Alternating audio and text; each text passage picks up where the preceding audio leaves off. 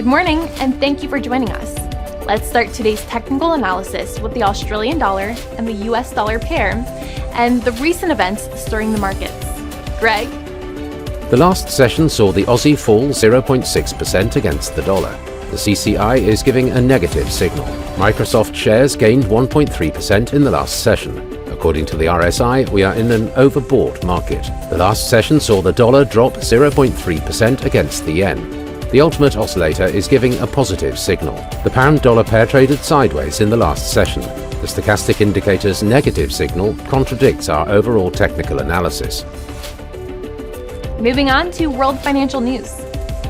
The dollar edged lower after US jobless claims rose more than expected last week, indicating a cooling labour market that could prompt the Federal Reserve to cut interest rates in early 2024 and engineer an economic soft landing. Hong Kong-listed shares of Alibaba Group fell in anticipation of a quarterly earnings report, which is expected to show whether the e-commerce giant weathered a downturn in China. Oil prices fell, extending losses from the previous session, as signals of higher supply from the United States met worries about lackluster energy demand from China.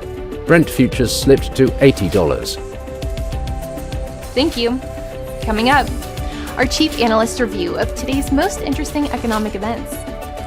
The UK's retail sales will be released at 0700 hours GMT. The UK's CFTC GBP NC net positions at 2030 GMT. The US housing starts at 1330 GMT. Japan's CFTC JPY NC net positions will be released at 2030 GMT. The Eurozone's harmonized index of consumer prices at 1000 hours GMT. The US Baker Hughes US oil rig count at 1800 hours GMT.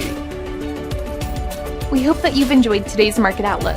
On behalf of all of us here, we wish you a productive trading day.